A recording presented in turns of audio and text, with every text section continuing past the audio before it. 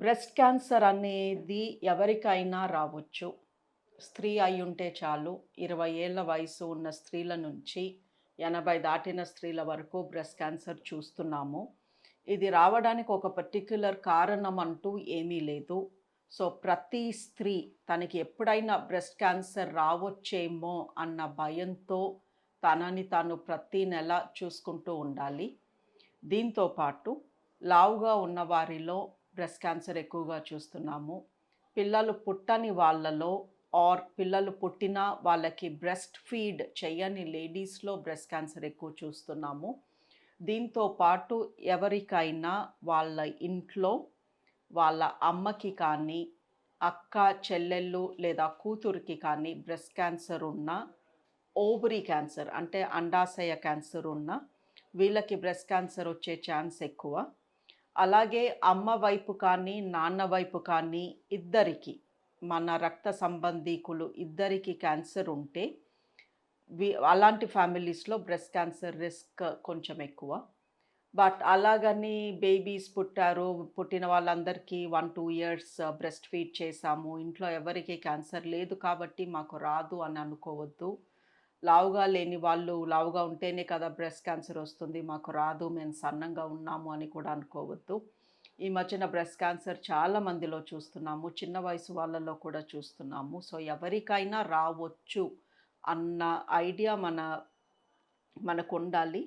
And breast cancer వచ్చేదుంటే రొమ్ములో కొన్ని మార్పులు కనిపిస్తాయి. మార్పులు కనిపిస్తున్నాయి అంటే ఆల్రెడీ క్యాన్సర్ వచ్చేసింది అని అర్థము. సో, మనం మార్పులు కనిపించే వరకు ఎదురు చూడకూడదు. 40, 45 మధ్యలో వయసున్న వాళ్ళు ప్రతి 2 ఏళ్లకొకసారి మామోగ్రామ్ అనే టెస్ట్ చేపించుకోమంటాము. ఈ మామోగ్రామ్ అనే పరీక్ష రొమ్ము పైన చేస్తాము. రొమ్ముకి స్కాన్ చేసి లో డోస్ ఎక్స్‌రే పెట్టి, ఆ రొమ్ములో ఏదన్నా క్యాన్సర్ ఉందా? దాని మూలంగా ఇంకా సింప్టమ్స్ లేకపోయినా మనకి స్కాన్‌లో ఈ చిన్న క్యాన్సర్స్, ఫస్ట్ స్టేజ్ క్యాన్సర్స్ దొరుకుతాయి. సో, ఒక వయసొచ్చాక మామోగ్రామ్ చేపించుకోమంటాము. Every 2 years from 40-45. అలాగని 40 లోపు వాళ్ళకి బ్రెస్ట్ క్యాన్సర్ రాదు అని ఎక్కడా లేదు. బట్ ఈ మామోగ్రామ్ అనే పరీక్షలో ఎక్స్‌రేస్ పడతాయి కాబట్టి చిన్న వయసు ఉన్న వాళ్ళకి అనవసరంగా ఎందుకు వాళ్ళ బాడీలో ఎక్స్‌రేస్ పంపించాలి అని మామోగ్రామ్ రికమెండ్ చెయ్యము. బట్ ప్రతి స్త్రీ 20 సంవత్సరాలు దాటిన ప్రతి స్త్రీ పెళ్ళైనా అవ్వకపోయినా, పిల్లలున్నా లేకపోయినా ప్రతి నెల కనీసము 2, 3 నిమిషాలు పక్కన కేటాయించి రొమ్ము పరీక్ష, సెల్ఫ్ బ్రెస్ట్ ఎగ్జామినేషన్ అనే పరీక్ష చేసుకోమంటున్నాము.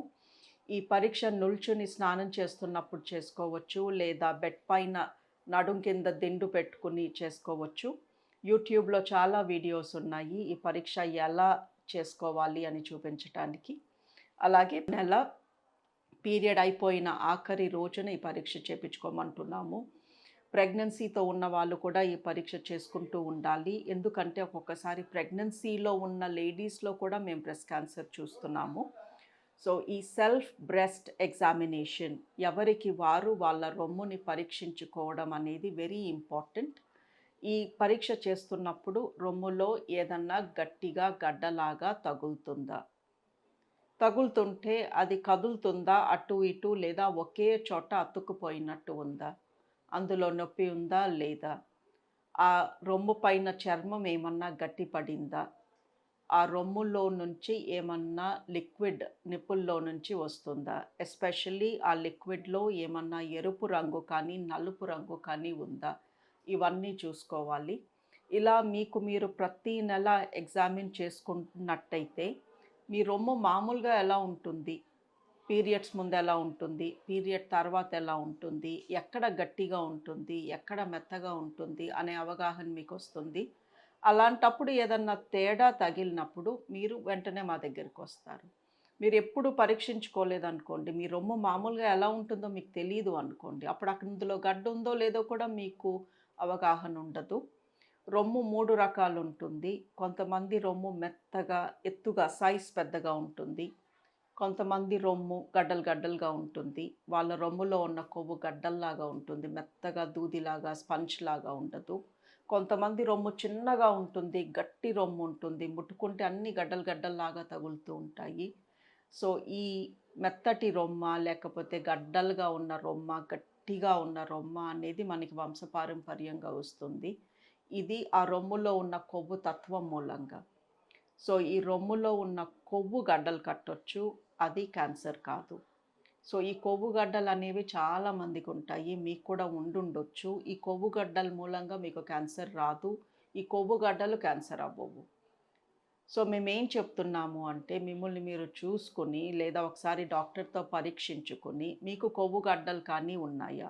ఉంటే అవి ఎప్పటికీ ఉంటాయి. అవి క్యాన్సర్ కింద మారవు.